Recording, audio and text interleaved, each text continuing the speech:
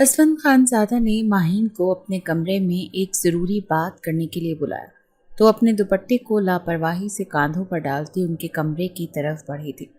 इस वक्त तो बहुत आम से घरेलू होलिये में थी, बाल चुटिया में कैद थे, लेकिन कई लटें चेहरे पर भी झूल रही थी। सुर्ख और सफ़ेद चेहरा मेकअप के बगैर भी चमक रहा था।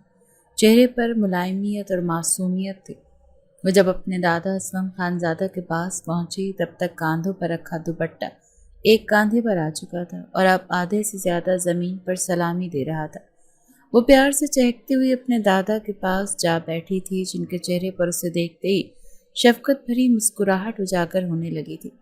असलम खानजादा चंद पल उसे इधर उधर की बातें करते अपने असल मकसद की तरफ आने लगे।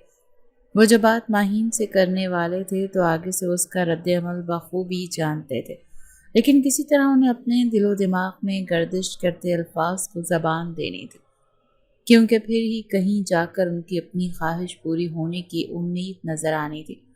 बात शुरू करने से पहले असलम खानजादा ने अपने सामने पटर पटर करती माहीन का हाथ पकड़ा तो वो थोड़ा चौंकी थी। उसने चुप होते असलम खानजादा के चेहरे को बगौर जांचा। अब उसके दिमाग में झमाका हुआ कि वो तो उनकी कोई ज़रूरी बात सुनने के लिए आई थी। इससे पहले कि वो उनसे पूछती वो खुद ही बोल पड़े। माहीन बेटा, मैंने तुमसे एक ज़रूरी बात करनी थी, और वो बात ये थी कि मैं चाहता हूँ कि तुम्हारा और ज़रियाब का निकाह हो जाए। आंखों में खास उम्मीद लिए वो माहीन की तरफ देखते अपनी बात कहते माहीन के दिमाग को चंद पल के लिए सुन कर गए थे। दादा साईं, ये आप क्या कह रहे हैं? हरगिज़ नहीं, मुझे उनसे निकाह नहीं करना। सब कुछ आपके सामने है, फिर भी आप मुझे उन अकड़ू खान की जिंदगी में शामिल करना चाहते हैं। माहीन ने हैरानगी से मुंह बसोड़ते उनसे सवाल किया था। वो अपना हाथ उनके झुर्रियों ज़दा हाथ से छुड़ाती नजरें भी चुराने लगी थी, क्योंकि जानती थी कि अगर वो अपनी बात मनवाने पर आए तो वो कुछ भी नहीं कर सकेगी। मगर बेटा देखो, मेरी खुशी इसी में है, और वैसे भी वो बस ऊपर ऊपर से सख्त बनता है, वरना परवाह तो उसे सबकी है। असलम साहब ने अपनी खुशी बयान करने के साथ उसे ज़रियाब की खूबी बताने की कोशिश की थी, जिस पर कोई तबसरा करने के बजाय माहीन ने नखुवत से सर झटका था। अभी दादा पोती में आगे मजीद बात होती जब उसी वक्त ज़रियाब खानजादा दरवाजे पर दस्तक देता कमरे में चला आया। माहीन पर इस तरह भरी कैफियत छाने लगी कि कहीं दादा साईं दोनों से एक साथ शादी के लिए रजामंदी ना लेने लगे। इसीलिए माहीन बहाना बनाती जल्दी से वहां से उठ आई थी, लेकिन कमरे के दरवाजे से निकलते साथ ही वो कुछ देर के लिए वहीं खड़ी हुई। दिलो दिमाग में ये सोच पैदा होने लगी कि दादा साईं इस वक्त ज़रियाब खानजादा से भी ऐसी वैसी कोई बात लाजमन करेंगे तो यकीनन वो भी उनकी बात सुनते ही इनकार कर देगा। वो अच्छे से ज़रियाब खानजादा की खुद से नापसंदीदगी के बारे में इल्म रखती थी। ये सब सोचते ही वो कुछ मुतमईन सी होती आगे कदम बढ़ा गई। माहीन खानजादा काफ़ी तेज रफ्तारी से सीढ़ियां चढ़ते जैसे ही कॉरिडोर की तरफ पलटी ही थी कि उसकी तरह सामने से आती जल्दबाजी का शिकार ज़रियाब खानजादा से जा टकराई थी। इस टकराव पर गिरने के खौफ से माहीन के मुंह से जोरदार चीख निकली थी, जिस पर बरवक्त ज़रियाब ने संभालते उसे भी गिरने से बचा लिया था, वरना वो तो नहीं माहीन बेचारी बुरी तरह से ज़मीन बोस हो जाती। क्या मसला है, देख कर नहीं चल सकती क्या? ज़रियाब ने अपने अजली रूड लहजे में पूछा था। उसके अंदाज पर माहीन ने गुस्से से अपनी मुट्ठियां भींची थी। चूंकि गलती दोनों की थी, लेकिन वो सिर्फ उसे सुनाने लगा था। आपके लिए भी मेरा यही सवाल है कि देख कर नहीं चल सकते क्या? चुप रहना और डरना तो माहीन ने भी नहीं सीखा था, इसीलिए दू बदू जवाब देते उसके सामने से हटी थी, जिस पर ज़रियाब खानजादा ने नागवारी से उसे देखते बोलने के लिए लब वाह किए, लेकिन फिर भी अपनी मजबूत कलाई पर बंधी घड़ी पर वक्त देखता वो नफी में सर हिलाता एड़ियों की जानिब चल दिया। जब उसके कानों में माहीन की आवाज़ पड़ी तो उसके चलते कदम रुके थे। एक मिनट रुकें प्लीज़, वो जल्दी से कहते दोबारा से उसके मुकाबिल आई तो उसे मजबूरन रुकना पड़ा। कुछ बोलने के बजाय उसने बस सवालिया निगाहों से माहीन की तरफ देखा था, जो उसे रुकते अब बोलने के लिए अल्फाज तलाश कर रही थी। वो वो मैंने आपसे पूछना था कि दादा साईं ने हम दोनों के हवाले से आपसे कोई बात की है क्या? माहीन ने उसे रोक तो लिया था, लेकिन अब सीधी बात पूछना उसे मुश्किल लग रहा था। तो उसी तरफ वो اس کی بات پر ناسمجھی سے اس کی طرف دیکھنے لگا تھا۔ کیا مطلب؟ میں سمجھا نہیں دادا سائیں، کس حوالے سے بات کرنا تھی؟ اور پلیز جلدی بولو جو بھی بات ہے، میرے پاس زیادہ وقت نہیں ہے۔ دریافت نے کسی قدر اکتاہٹ سے کہا تو ماہین نے ایک نظر بغور اس کے خوبرو چہرے کو دیکھا اور پھر ایک گہری سانس بھرتے ہوئے بولی، انہوں نے ہم دونوں کی شادی کی بات کی تھی، نہ جانے یہ خیال ان کے دل و دماغ میں کیسے آ گیا۔ خیر مجھے کہنا تھا کہ میں ان کو انکار کر چکی ہوں، آپ بھی انکار کر دیجیے گا، بجائے ان کے کسی بلیک میلنگ میں آئے۔ بغیر جھجکے دو ٹوک انداز میں اپنی بات مکمل کرتی ماہین بغیر دریافت خانزادہ کے چہرے کے تاثرات جانے تیز قدموں سے وہاں سے چلی گئی تھی۔ وہیں اس کی بات پر پہلے کچھ پل دریافت خانزادہ حیران اور پریشان ہوا تھا، پھر جیسے ہی ماہین کی بات کرنے کا انداز یاد آیا، اس کی مردانہ انا کو ٹھیس لگی تھی۔ کیسے وہ اس کے منہ پر اس کی ذات کی نفی کر کے گئی تھی؟ بے شک اگر اسفند صاحب دریافت سے اس متعلق بات کرتے تو اس کا بھی یہی جواب ہونے والا تھا، لیکن خود سے پہلے ماہین کا اس طرح انکار اسے شدید غصے سے دوچار کر گیا تھا۔ آئی بڑی، میں نے انکار کر دیا ہے۔ تم نے ایک بار انکار کیا ہے ماہین بی بی، میری طرف سے تو 100 بار انکار ہے۔ دریافت خانزادہ خود سے بڑبڑاتے جلتا سلگتا وہاں سے گیا تھا۔ اسفند خانزادہ کو حسب توقع دریافت خانزادہ کی طرف سے بھی جب ان کی خواہش رد کی گئی تو انہیں گہرا رنج پہنچا تھا، لیکن اس کے باوجود وہ اس موضوع کو وہیں فراموش کر گئے تھے کہ وہ دونوں کے ساتھ کوئی زبردستی نہیں کرنا چاہتے تھے، اسی لیے وہ اب اپنے دل کی خوشی کو مارتے ماہین کے لیے باہر سے رشتے تلاش کرنے لگے تھے۔ ماہین کو پڑھائی میں زیادہ دلچسپی نہیں تھی تو وہ انٹر کے بعد ہی تعلیم کو خیرآباد کر چکی تھی، اسی لیے اسفند صاحب آپ جلد از جلد اس کے فرض سے سبکدوش ہونا چاہتے تھے، کیونکہ ان کے بعد اس کا دریافت کے ساتھ رہنا معاشرے کے لیے ہرگز قابل قبول نہیں ہونا تھا۔ دریافت خانزادہ ان کے اکلوتے بیٹے کا بیٹا تھا، جبکہ ماہین ان کے بیٹے کی دوسری بیوی کی بیٹی تھی، اور وہ بھی پہلے شوہر سے۔ یہی وجہ تھی کہ دریافت خانزادہ کو وہ ایک آنکھ نہیں بھاتی تھی، وہ اپنے باپ کی دوسری بیوی کو اپنی ماں کی حیثیت سے قبول ہی نہیں کر سکا تھا۔ اور پھر کچھ ہی عرصے کے بعد اس کا باپ اور اس کی دوسری بیوی ایک کار حادثے میں جاں بحق ہو گئے تھے۔ تب اسفند صاحب نے دریافت کے ساتھ ماہین کو بھی اپنی محبت بھری آغوش میں لے لیا تھا کہ انہیں یہ معصوم سی بچی چند دنوں میں ہی بہت پیاری ہو گئی تھی، لیکن دریافت خانزادہ اس کے لیے اپنا دل نرم نہیں کر سکا تھا۔ کچھ وہ بس خود میں گم رہنے والا انسان تھا، اسی وجہ سے ماہین کی ذات کا ہونا یا نہ ہونا اس کے لیے اہمیت نہیں رکھتا تھا۔ اسفند صاحب لاؤنج میں بیٹھے ماہین کے ہاتھ کی بنی چائے اور دیگر لوازمات سے لطف اندوز ہو رہے تھے جب اسی وقت دریافت خانزادہ اپنی دوست مریم کے ساتھ گھر میں آیا۔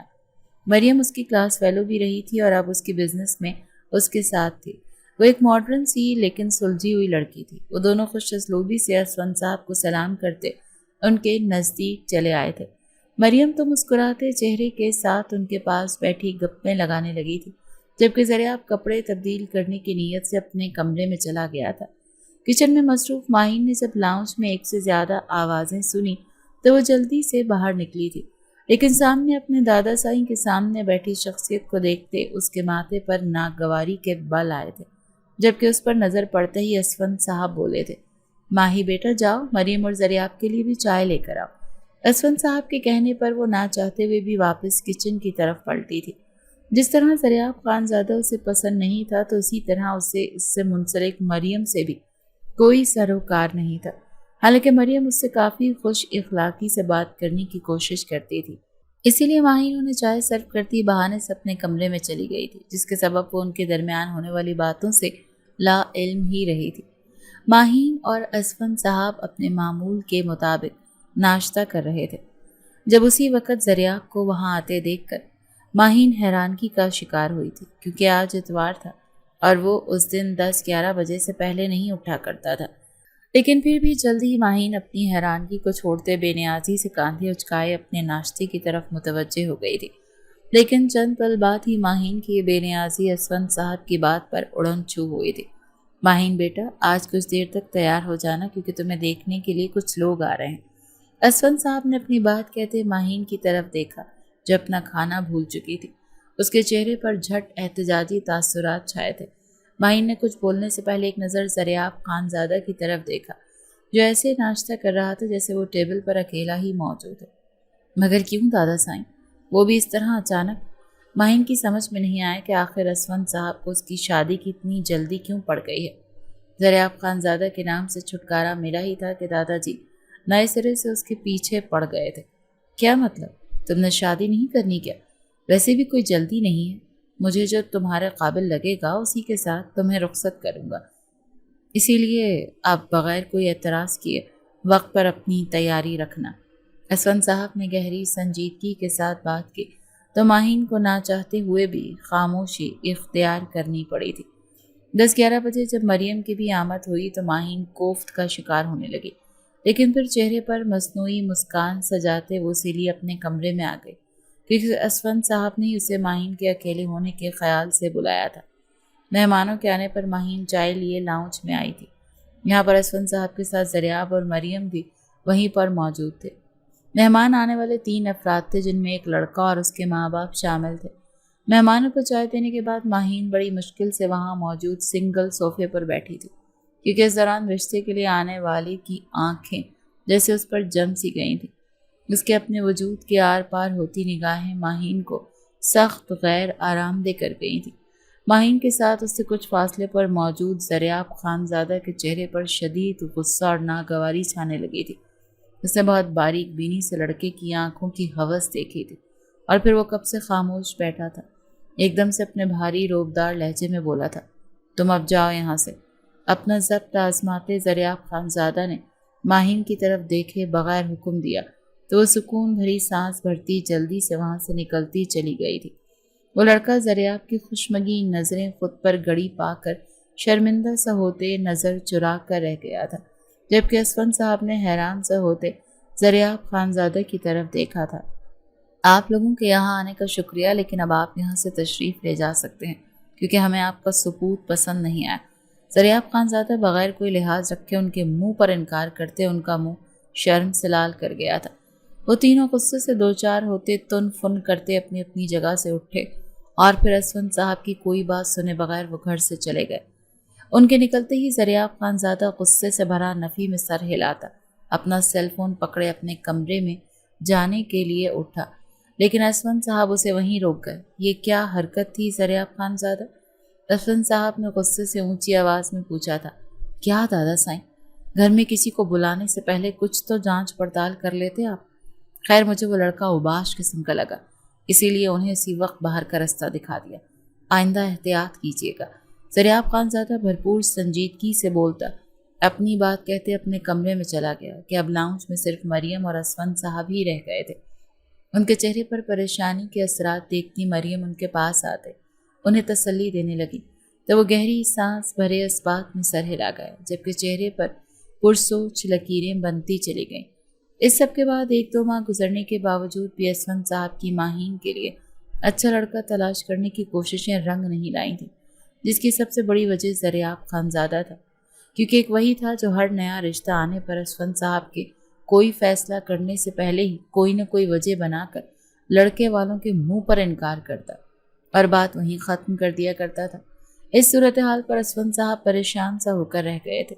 ماہین کے لیے کوئی مناسب لڑکا نہ ملنے پر وہ اپنی مایوسی ختم کرنے کے لیے دریاب خانزادہ کی طرف متوجہ ہو گئے تھے۔ انہیں یہی بہتر لگا تھا کہ وہ کچھ عرصے ماہین کی شادی کو بھول کر دریاب کی شادی کروا دیں۔ ویسے بھی وہ عمر میں ماہین سے بڑا تھا اور اس کی عمر بھی بڑھ رہی تھی، لیکن انہوں نے جیسے ہی بڑی امید کے ساتھ دریاب خانزادہ کے سامنے اپنی بات رکھی تو وہ جھنجھلاہٹ کا شکار ہوتا چیخ پڑا۔ وہ جذباتی ہوتا اسفند صاحب سے بدتمیزی کر گیا تھا۔ کیا دادا سائیں، کیا ہو گیا ہے آپ کو آج کل؟ آپ کو اس موضوع کے علاوہ کوئی اور بات کیوں نہیں سوچ رہی؟ مجھے اس شادی کے جھنجٹ میں فی الحال بالکل نہیں پڑنا، پلیز۔ زندگی میں پہلی بار اس کی اونچی آواز سنتے اسفند صاحب ششدر رہ گئے تھے۔ وہیں دریاب خانزادہ کو بھی جلد اپنے رویے کا اندازہ ہوا تو خفیف سا ہوتا معافی مانگنے لگا۔ آئی ایم سوری دادا جان، آئی ایم سوری، پتہ نہیں مجھے کیا ہو گیا تھا۔ دریاب خانزادہ نے ان کے ہاتھوں کو پکڑتے شرمندگی سے سر جھکایا تھا، مگر وہ اسفند صاحب کا دل دکھا چکا تھا کہ وہ غمگین سے ہوتے اس کے ہاتھوں سے اپنا ہاتھ نکال گئے تھے۔ جاؤ یہاں سے اور معافی نہیں مانگو، میں کچھ زیادہ ہی بوڑھا ہو گیا ہوں، اسی لیے سمجھ نہیں پایا کہ اب تم لوگ بڑے ہو گئے ہو تو اپنے فیصلے خود کر سکتے ہو۔ ان کا لہجہ لرز رہا تھا، جس پر اسفند بے بسی کا شکار ہونے لگا اور خود کے غصے پر لعنت بھیجی تھی۔ نہیں دادا سائیں، وہ زریاب خانزادہ نے ایک اور کوشش کرنی چاہی، لیکن وہ ہاتھ اٹھاتے اسے وہیں روک کے باہر جانے کا اشارہ کر گئے، تو نہ چاہتے ہوئے بھی زریاب کو اس وقت ان کے کمرے سے جانا پڑا۔ دراصل زریاب آج کل اپنی کمپنی میں ایک بہت بڑا پروجیکٹ شروع کر رہا تھا، جس کو لے کر وہ بہت زیادہ سنجیدہ تھا اور اس سے کئی لوگوں کا روزگار جڑا تھا۔ کمپنی کے نام کا دار و مدار جیسے اسی پر آ ٹکا تھا، اور یہی وجہ تھی کہ وہ اس وقت شادی کا نام بھی سننا نہیں چاہتا تھا کہ اس کے پاس ان کاموں کے لیے بالکل بھی وقت نہیں تھا۔ اسی چکر میں وہ آج اپنی جان سے پیارے دادا جان کا دل دکھا چکا تھا اور اب سخت بے چین سا کمرے میں ادھر سے ادھر چکر کاٹ رہا تھا۔ جب کسی طور دل کو سکون نہیں ملا تو وہ کمرے سے باہر آیا۔ اس نے اسفند صاحب کے کمرے کے دروازے کی طرف دیکھا تو ماہین ان کے کمرے سے آ رہی تھی۔ چہرہ کچھ بجھا بجھا سا تھا۔ دادا جان ٹھیک ہے؟ زریاب خانزادہ ماہین کے خود کے پاس سے گزرنے پر اسے مخاطب کر گیا، کیونکہ دل میں ڈر تھا کہ کہیں اسفند صاحب کا بی پی نہ بڑھ گیا ہو۔ ماہین نے پہلے نہ سمجھی سے زریاب کی طرف دیکھا، پھر جواب دینے لگی۔ دادا جان ٹھیک تو نہیں ہے، مگر ان کا موڈ کافی خراب لگ رہا ہے۔ آج سونے کے لیے بھی جلدی لیٹ گئے اور مجھے بھی کمرے میں جانے کو کہہ دیا۔ ماہین نے منہ بسوڑتے جواب دیا۔ آخر میں اس کی مشکوک نگاہیں زریاب کی طرف اٹھی تھیں کہ اس کا خاص اسفند صاحب کے متعلق پوچھنا اسے کچھ باور کروا گیا تھا، اسی لیے جھٹ تیکھے انداز میں اسے گھورتے ہوئے دوبارہ سے بولی، ویسے آپ کیوں یہ پوچھ رہے ہیں؟ مجھے تو لگتا ہے کہ اس سب کے پیچھے آپ کا ہاتھ ہے۔ کیا کہا ہے آپ نے میرے دادا جان کو؟ اب کی بار غصے میں آتے ماہین اپنے دونوں ہاتھ کمر پر جمائے دبنگ انداز میں بولی تھی۔ اس کے اس انداز پر زریاب نے نفی میں سر ہلایا۔ وہ چھوٹی سی لڑکی جیسے مرنے مارنے کو تیار کھڑی تھی۔ زریاب کے لیے وہ چھوٹی ہی تھی، کیونکہ ایک تو اس سے 11 سال بڑا تھا، دوسرا وہ اپنے قد کاٹ کی بدولت بھی زریاب کے سامنے بچی سی لگتی تھی۔ وہ میرے بھی دادا ہیں، سمجھی؟ اب جا یہاں سے۔ وہ زیادہ دیر ایک دوسرے سے صلح صفائی سے بات نہیں کر سکتے تھے، اسی لیے زریاب خانزادہ کے خشک لہجے میں آگے بڑھنے کا اشارہ کرنے پر ماہین کے غصے سے ناک کے نتنے پھولے تھے اور وہ دانت کچ کچاتے ہوئے پیر پٹختے چلی گئی تھی کہ وہ جتنا مرضی بہادر بن جاتی، کہیں نہ کہیں زریاب سے وہ ڈرتی بھی تھی، اسی لیے شرافت سے اپنے کمرے میں چلی گئی تھی۔ زریاب خانزادہ اپنے کمرے میں بند بری طرح فائلز اور لیپ ٹاپ میں گم تھا۔ جب ملازمہ نے دستک دیتے اسے نیچے مریم کے آنے کی اطلاع دی تو وہ خود کو تھوڑا پرسکون کرنے کے لیے کمرے سے نکل گیا۔ لاؤنج میں آئے تو وہاں اسفند صاحب اور ماہین پہلے سے موجود تھے۔ اسفند صاحب نے ابھی بھی زریاب کو دیکھتے چہرے پر نو لفٹ کا بورڈ لگایا، جس پر زریاب ٹھنڈی سانس بھر کر رہ گیا کہ وہ کسی صورت زریاب سے نہیں مان رہے تھے۔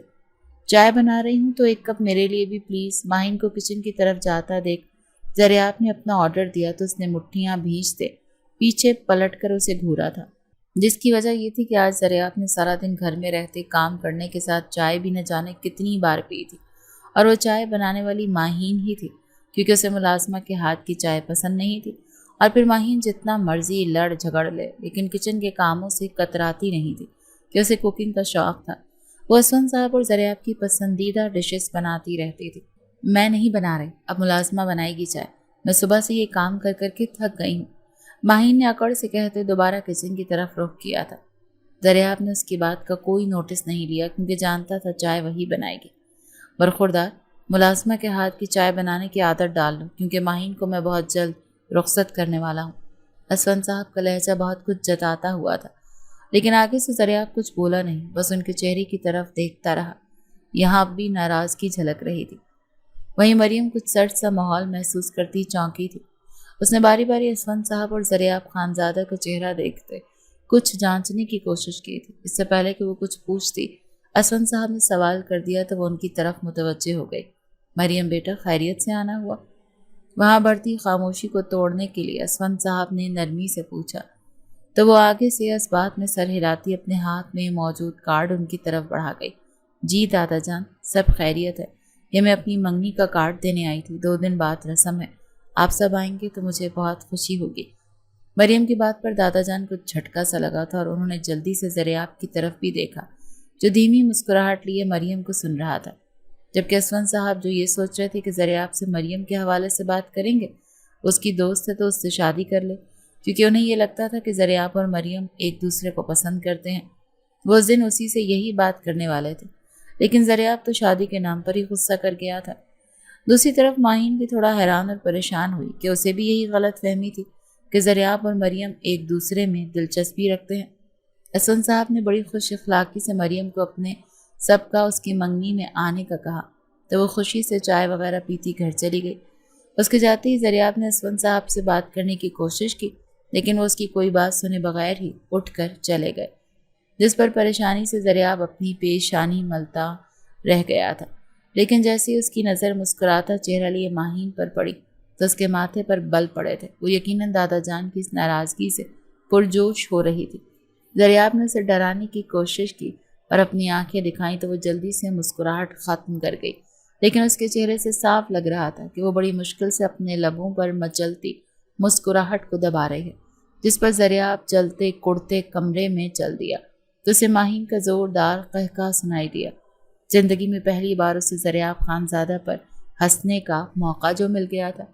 जैसे ही मंगनी का दिन आया, असद साहब ने माहीन को बार बार ताकीद करना शुरू कर दी कि वो बहुत अच्छे से तैयार हो, बल्कि उसके साथ उसे आज खुद से पार्लर जाने का भी बोल रहे थे, जिस पर माहीन को तो हैरानगी का शिकार हो ही रही थी। ज़रियाब खानज़ादा के माथे की तीवियां भी बढ़ने लगी। वो खुद को बोलने से रोक नहीं पाया। दादा जान, आप शायद भूल रहे हैं कि आज मरियम की मंगनी है, ना कि इसकी, जो से इतना तैयार शयार होने का कह रहे हैं। जैसे ये है वैसे ही ठीक है। ज़रियाब खानज़ादा का लहजा सुलगता हुआ था। उसके सर से लहजे पर अब माहीन कभी उसे देख रही थी तो कभी दादा जान को, जब ज़रियाब खानज़ादा को घूर रहे थे। तुमसे किसने राय मांगी? तुमने जो करना है करो। माहीन वैसे ही जाएगी जैसे मैं कहूँगा। क्यों माहीन बेटा, मानोगी ना अपने दादा जान की बात?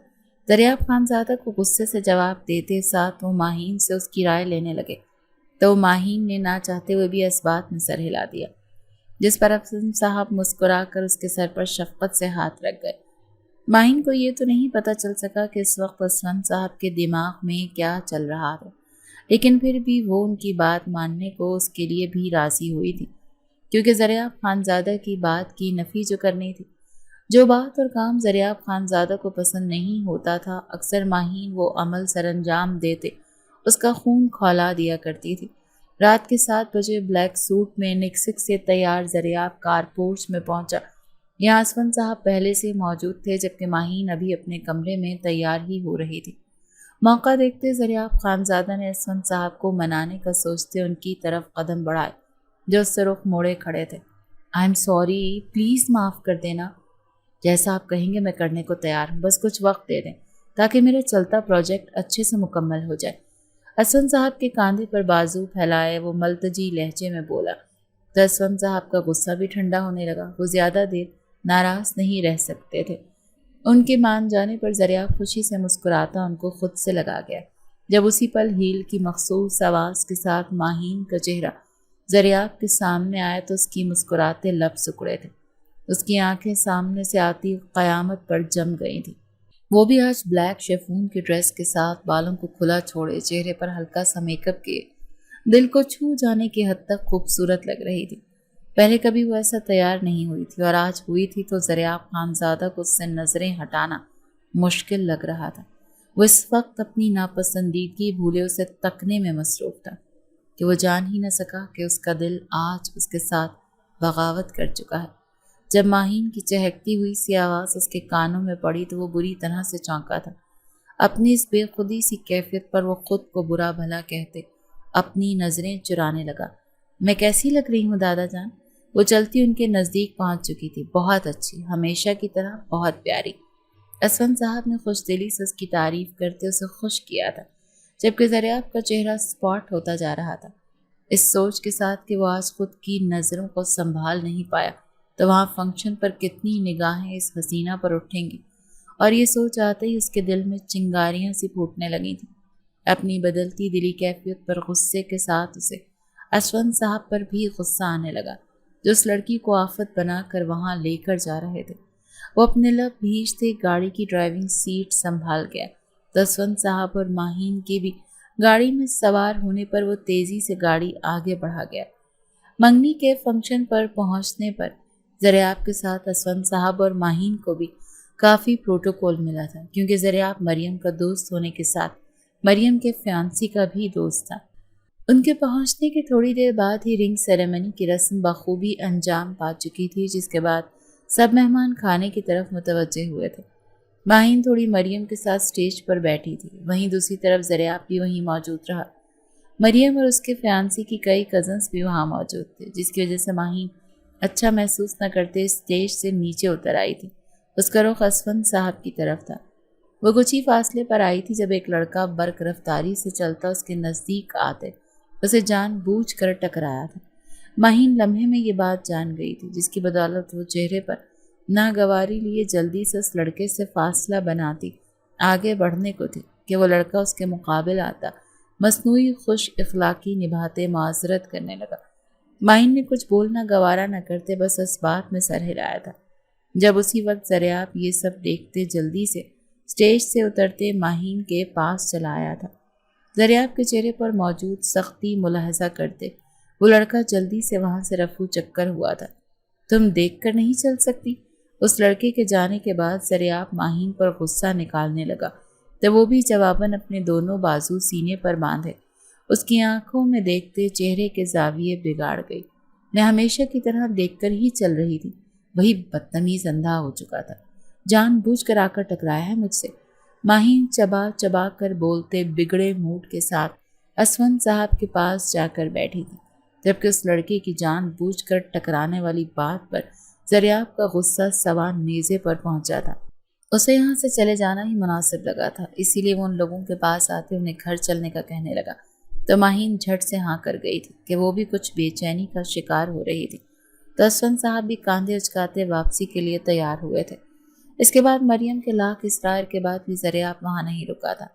اسفند صاحب نے جس سوچ کے ساتھ ماہین کو مریم کی منگنی کی رسم پر لے کر گئے تھے، ان کی وہ سوچ سچ ہو چکی تھی، اور وہ سوچ یہ تھی کہ کیا پتہ ماہین جو وہاں آئے مہمانوں میں سے کسی کو پسند آئے، اور ایسا ہو چکا تھا، اور اسی سلسلے میں مریم آج ان کے پاس موجود تھی۔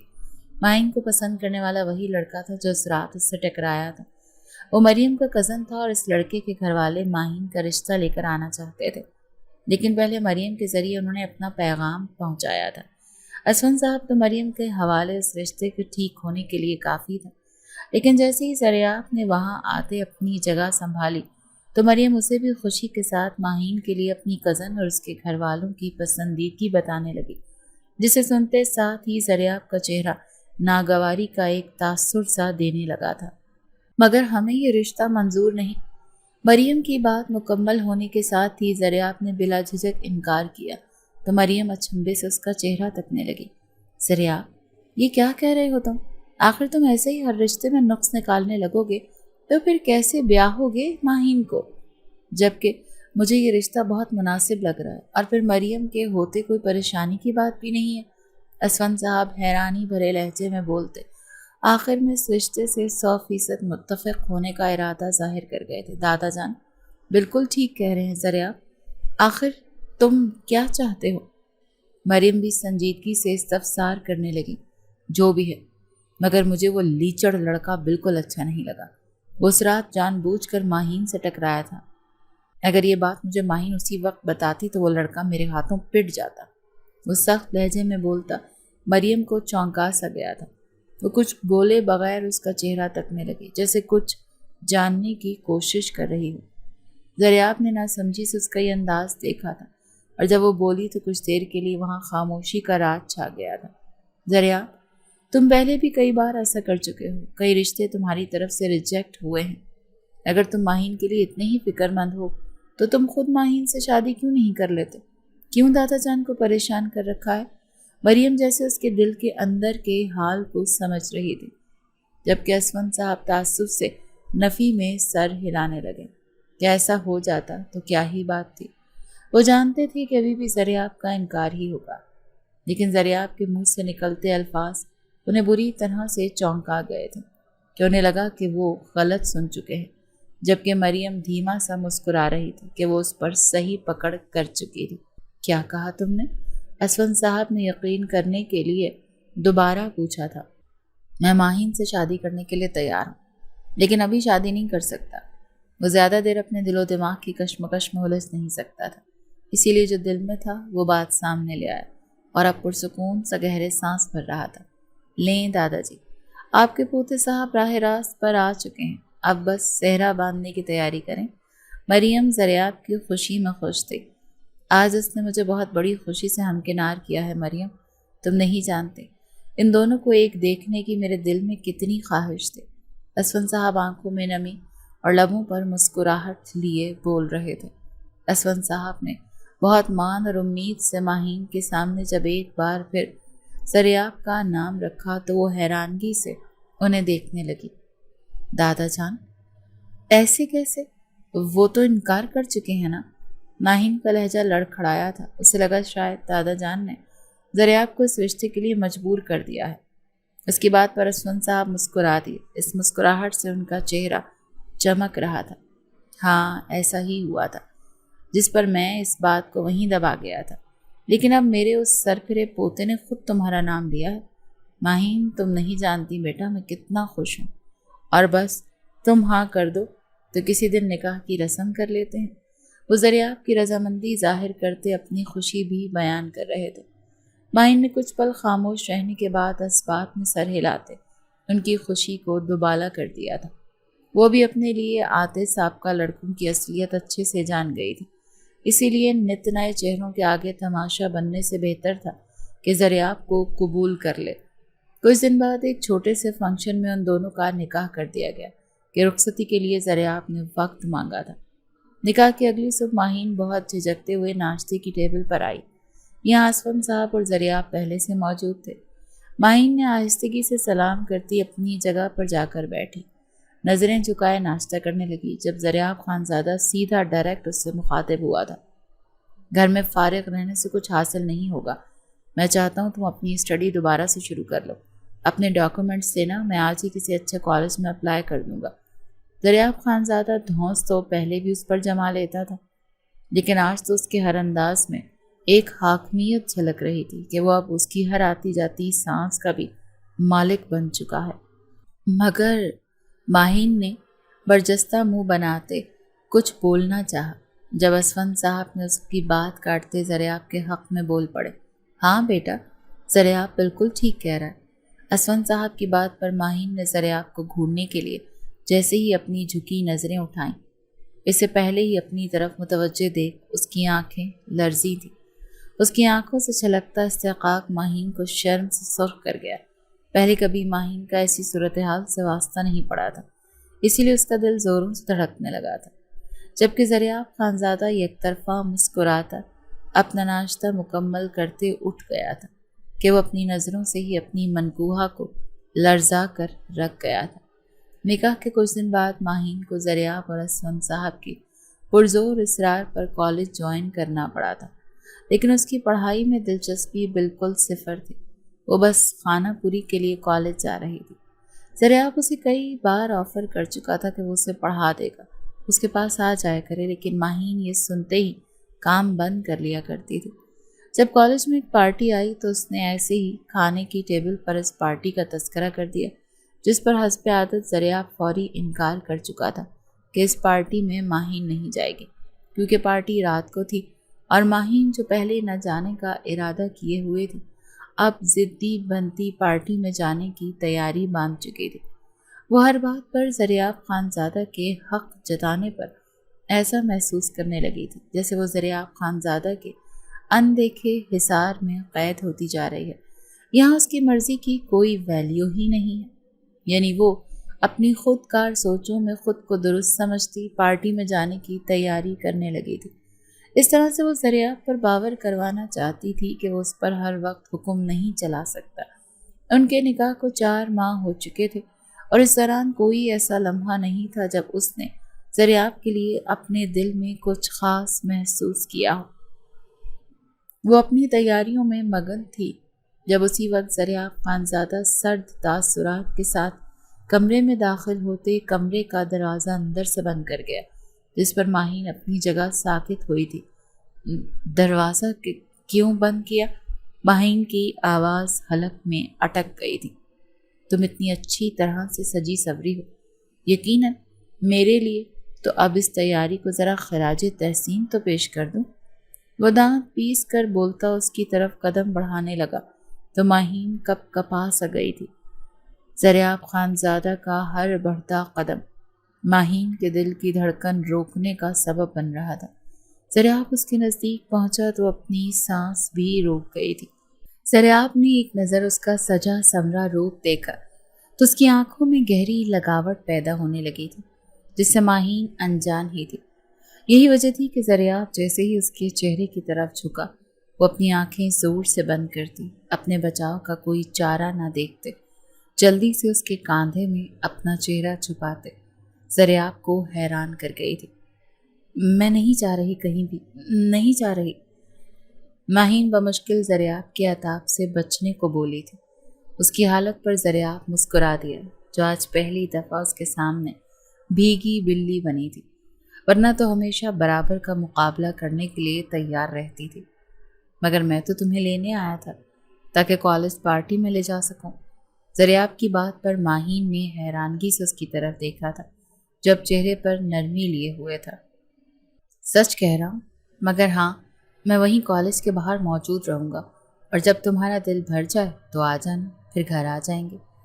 ذریاب نے بولتے ساتھ ہاتھ بڑھاتے اس کے چہرے پر جھولتی بالوں کی لٹوں کو چھوا تو اس کی انگلیاں ماہین کے رخسار سے ٹکراتی اسے جھرجھری سی لینے پر مجبور کر گئی تھی۔ اس کے لمس پر وہ سرخ پڑنے لگی تھی، اور پھر ذریاب بھرپور حق جتاتا اس کا ہاتھ پکڑے اس کے کمرے سے نکلا تھا۔ ماہین کو کالج کے گیٹ کے سامنے اتارتے وہ گاڑی وہیں ایک سائٹ پر پارک کر گیا۔ اس نے آج پہلی بار ماہین پر زبردستی نہ کرتے اسے اپنی مرضی کرنے دی تھی، تاکہ وہ خود اپنے اچھے برے کے بارے میں جان سکے۔ ذریاب خانزادہ اچھے سے کالج کی ان رات کی پارٹیوں کے بارے میں جانتا تھا، اسی لیے اس نے کالج کے باہر ہی رکنے کا فیصلہ کیا تھا، اور جب 1 گھنٹہ ہونے سے پہلے ہی ماہین باہر آتی دکھائی دی تو وہ پورے دل سے مسکرا دیا تھا کہ کہیں نہ کہیں وہ اس کی عادات کے بارے میں جانتا تھا کہ وہ بس اس کی ضد میں پارٹی میں آئی تھی، ورنہ اسے ایسی پارٹیوں میں کوئی دلچسپی نہیں تھی۔ میری مسز کا کالج کی پارٹیوں کا شوق پورا ہو گیا ہو تو کالج آنے کے اصل مقصد کی طرف بھی دھیان دے لی تو اچھا ہوگا، اور اب سے تمہیں روز میں ٹیوشنز دوں گا۔ شرافت سے میرے کمرے میں آ جانا، یا پھر میں تمہارے کمرے میں آ جایا کروں گا۔ ذریاب نے بغیر کوئی سوال کیے گاڑی آگے بڑھاتے کہا تو ماہین، جو تھوڑا شرمندہ سی تھی اس کی پڑھنے والی بات پر، وہ سب بھولتی نفی میں سر ہلانے لگی۔ مجھے نہیں پڑھنا، کوئی شوق نہیں ہے مجھے پڑھنے کا، عجیب زبردستی ہے، وہ تیز لہجے میں منہ بسوڑتی بولی تھی۔ پڑھنے کا شوق نہیں ہے تو پھر ٹھیک ہے، رخصتی کروا لیتے ہیں۔ ذریاب نے بڑے سکون سے اسے بے سکون کیا تھا۔ نہیں، بالکل نہیں۔ ذریاب کی بات پر وہ جلدی سے گھبراہٹ زدہ لہجے میں بولتی اس پر بھی انکار کر گئی تھی۔ تو پھر؟ ذریاب خانزادہ نے سوالیہ نگاہیں اس پر ٹکائیں تو دھیمے سے لہجے میں منمنائی تھی، میں پڑھ لوں گی۔ بولتے ساتھ وہ اپنے چہرے کا رخ مخالف سمت کر گئی تھی، لہجے میں بے بسی تھی۔ پڑھائی کے لیے اس کی بیزاری دیکھتے ذریاب نے نفی میں سر ہلایا تھا۔ اگلے دن سے ذریاب اپنے کہے کے مطابق اپنی ڈھیروں مصروفیت میں سے اس کے لیے وقت نکالنے لگا تھا۔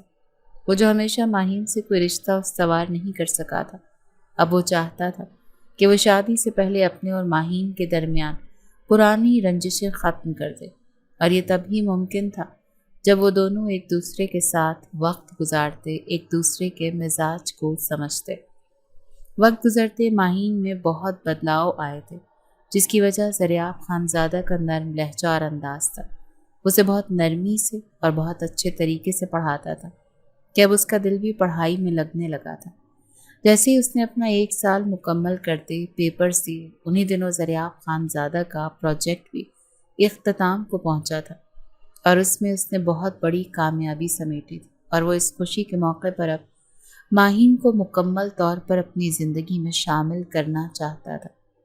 ذریاب نے جب اپنے منہ سے ماہین کو یہ بات کہی تو وہ نظریں چرانے لگی تھی۔ وہ دونوں اب آرام سے ہر بات بغیر لڑے جھگڑے کر لیا کرتے تھے، لیکن اس کے باوجود بیوی کی حیثیت سے ذریاب کے ساتھ ایک نئی زندگی کی شروعات کرنا ماہین کو بوکھلاہٹ زدہ کر دیتا تھا۔ شاید یہ اس کی فطری شرم و حیا تھی، جس کی وجہ سے ایک جھجک سی آڑے آ جاتی تھی۔ نہیں، وہ माहिन से कुछ बोलना मुहाल हुआ था। वो मैं क्या यार, हमारे निकाह को इतना अरसा हो गया, अब रुखसती हो जानी चाहिए दादा। दादा जान के साथ मेरा भी यही फैसला है। ज़रियाब खानज़ादा इज़्तिरारी कैफियत में बोल रहा था। उसके हर अंदाज से बेकरारी सी नज़र आती थी कि वह अब मज़ीद माहीन से दूर नहीं रह सकता था। मुझे भी मज़ीद पढ़ना है। आपका ही शौक़ है ना, ये तो मुझे भी अंदाज़ा होने लगा है कि पढ़ाई बहुत अच्छी चीज़ है। माहीन को बचने के लिए यही बहाना मिला था, जिस पर ज़रियाब ने कुछ देर उसे बगौर तका था। उसका लरसता वजूद, सुर्ख पड़ता चेहरा और बार बार नज़रें चुराना ज़रियाब पर सब वाज़े कर गया था। तो वो दिल फरेबी से मुस्कुराया था कि वो शर्मा रही थी। ज़रियाब ने अपना हाथ आगे बढ़ाते उसका हाथ पकड़ा और एक झटके से उसे अपने नज़दीक किया तो माहीन ने घबराते हुए उसकी नज़रों में देखा था। यहाँ वाज़े होता अपना ही अक्स देखते वो फिर से अपनी आंखें झुका गई थी। अच्छा है, तुम्हें पढ़ाई की कदर हो गई और तुम जितना चाहो पढ़ सकती हो, लेकिन रुखसती के बाद, ताकि जब तुम्हें पढ़ाते हुए मुझे तुम पर प्यार आए तो मुझे खुद पर जब्त करने के पहरे ना बिठाने पड़े और मैं खुलकर अपने प्यार का इजहार कर सकूं। और अब तुम्हारा कोई बहाना नहीं चलेगा।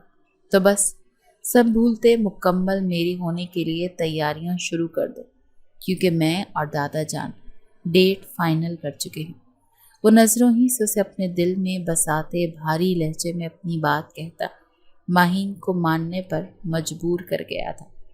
उसे मुंतज़िर निगाहों से अपनी तरफ देखता पाकर माहीन ने धीरे से असबात में सर हिलाते जल्दी से उसके बाजुओं को जकड़े उसके कांधे में अपना चेहरा छुपाया था, जिस पर ज़रियाब खानज़ादा ज़ोर से हंस दिया था।